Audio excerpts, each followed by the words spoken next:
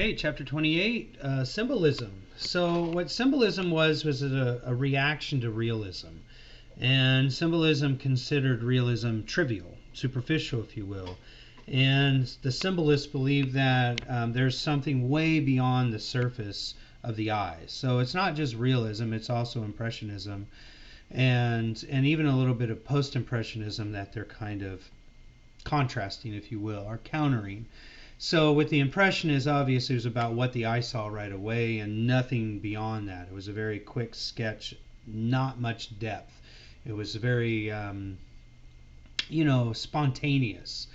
And then the control and the desire of expressing the surface of things was yielded with Seurat as well as Cezanne. And Van Gogh got a little into the symbolism, a little into an emotion of expression within the painting. But most of them, Impressionists and Post-Impressionists, and definitely the realists, were all about kind of the surface and not what's going on behind the scenes, what's governing things in a very subtle, almost metaphysical way.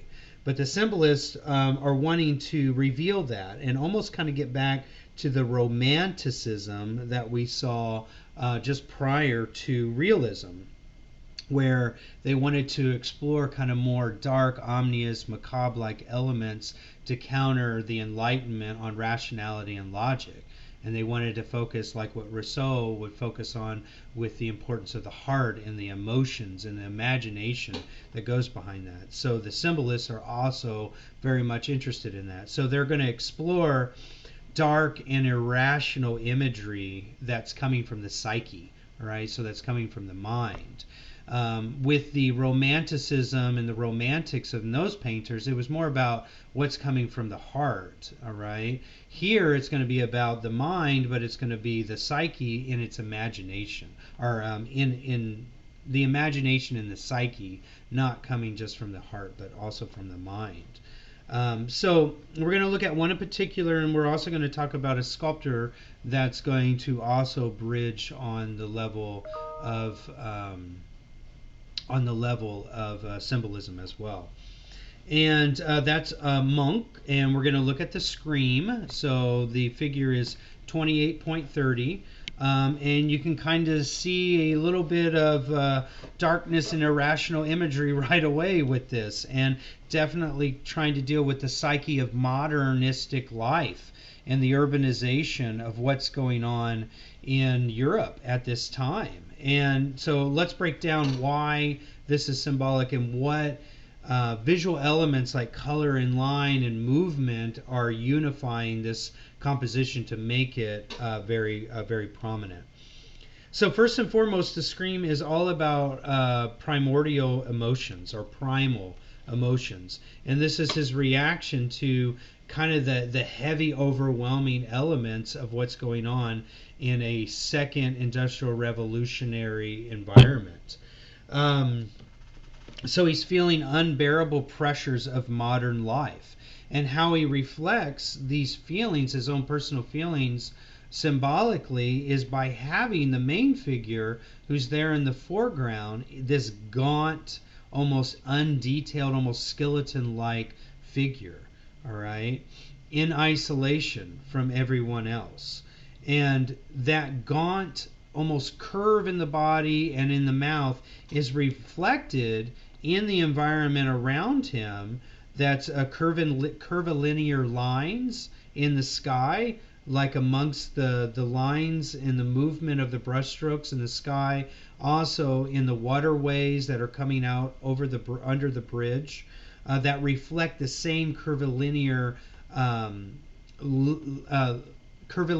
the curve of the body of the main gaunt figure in the front, as well as the head, and as well as the contour of the head and the mouth itself. So that's how he unifies this sense of agitation through this curvilinear pattern, both in the body and in the environment around it. And you notice that he contrasts that with more of a linear approach to the industrial construction of the bridge that's going over the waterways, and the individuals in the background that are together, that are supposed to reflect the modernism of the time, and the urbanization of the time are also very rectilinear.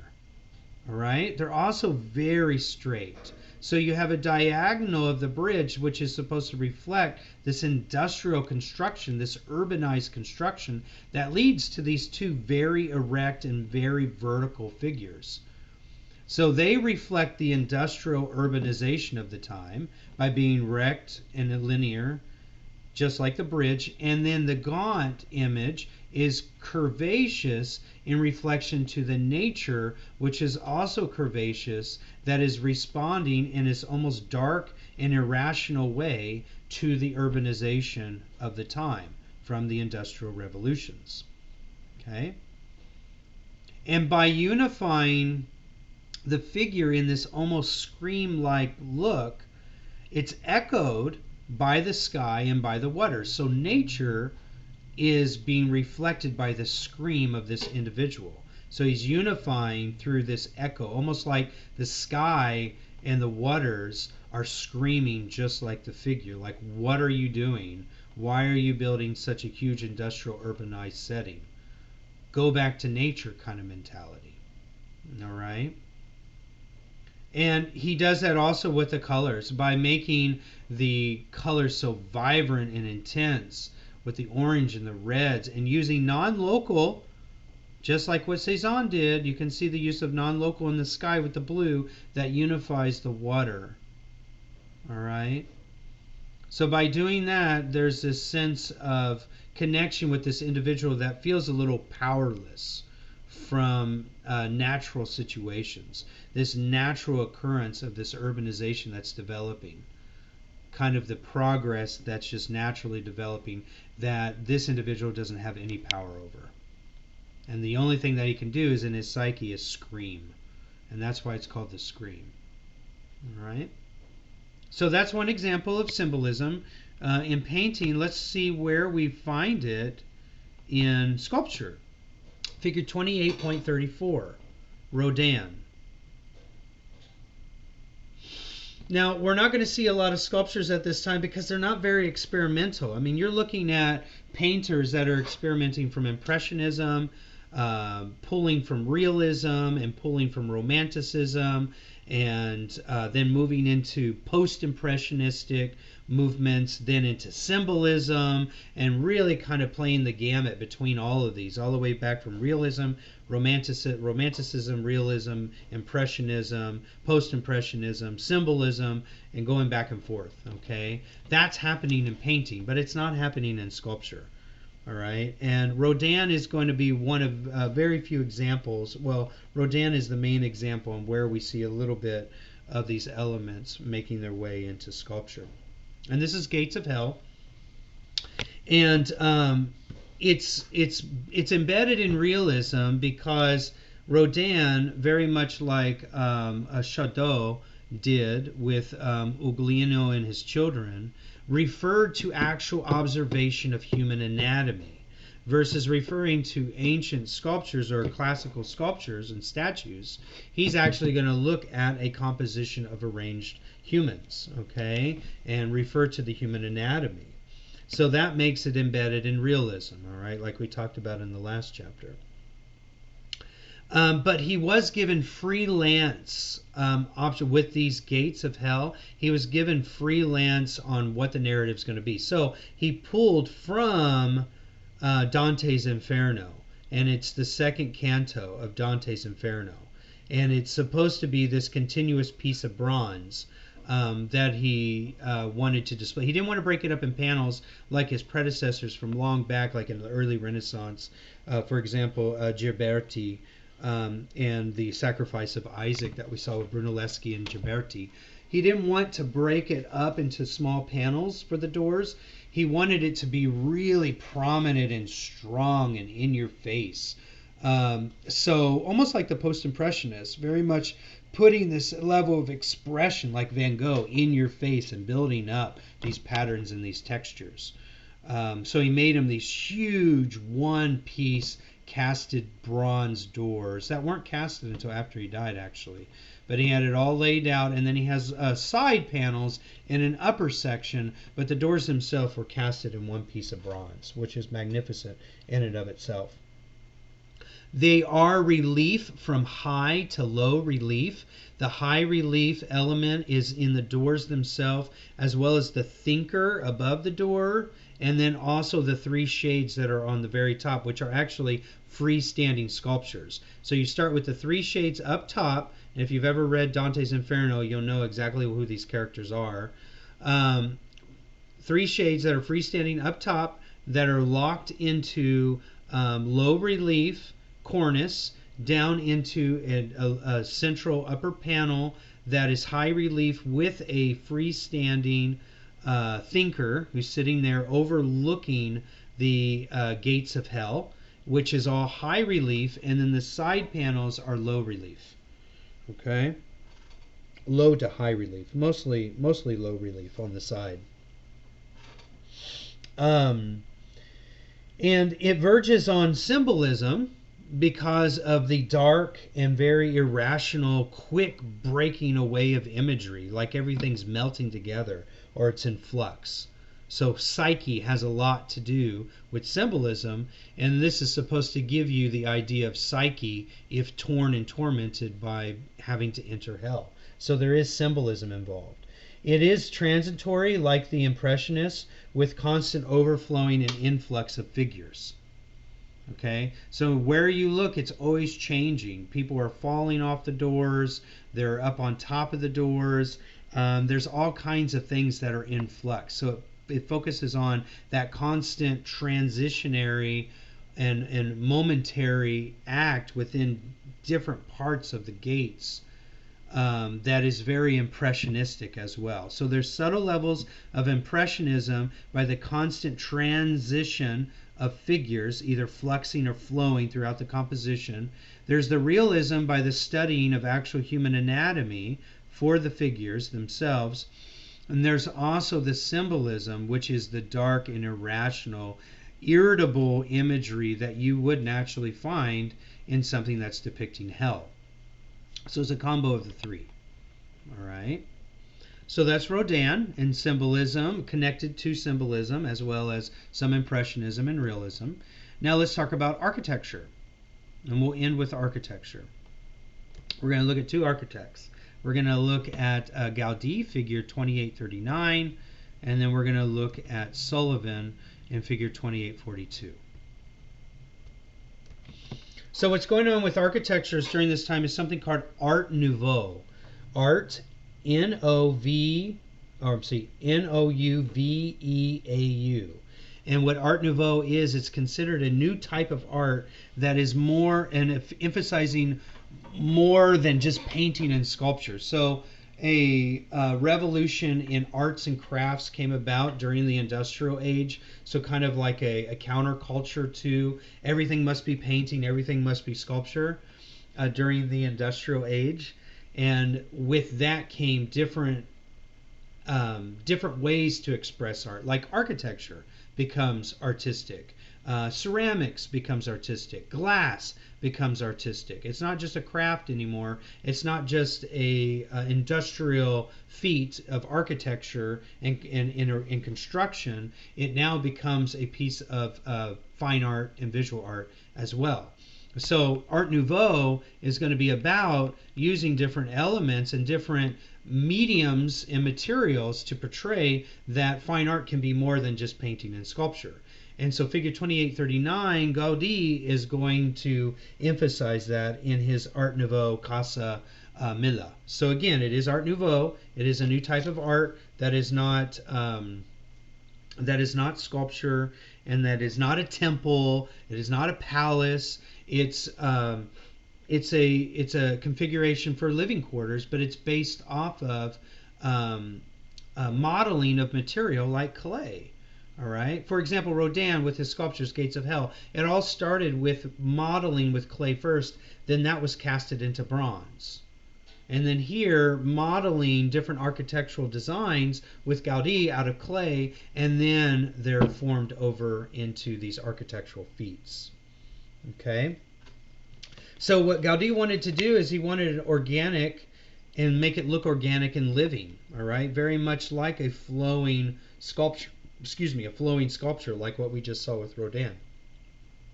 But he wanted it to reflect his country, Spain. And in Spain, in this time, it was a combination of obviously Catholic influence as well as Moorish influence. So Islamic, all right, as well as Spanish. So he wanted to have architecture that reflected that. Not architecture from Greece, not architecture from Rome, not architecture from the rest of Europe, but architecture of Spain. That was this confluence of what is Spanish, what is Moorish, and what is Catholic, and combined it all together. All right? So the ornamentation that was involved in Catholicism, the undulations and patterns that were found in the Spanish, as well as some elements and patterns that were found in Islam. And he wanted to combine all those together to make it what was present Spain at that time. And we can see that in the courtyards. If you zoom in the middle, the courtyards reflect the outer curves. So those outer undulating curves that you see on the exterior are reflected in the courtyards in the middle of this building. Also, the spirals on top, which are chimneys, are going to reflect a lot of the interest and attitude of the Spanish at that time. Okay?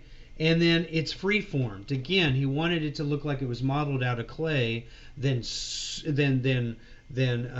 constructed at a much larger scale, like magnified, based off this small organic clay sculpture that moved into this overall architectural feat. Okay, and that's actually nothing new. That's something that the pagodas in Asia, in Japan and China, they started as clay models first, and then they built them out of wood. All right, so Gaudí wanted this organic fluidity of clay, which was very prominent in Spain, the interest in clay, as the basis of modeling for this overall architectural structure, this building.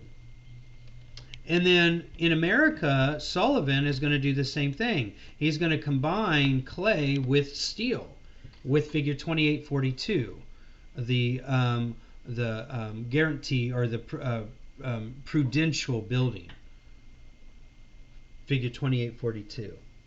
So what he's doing is with the second industrial age, there's the invention of steel alloy, and what that allows you to build very, very tall skyscrapers, right?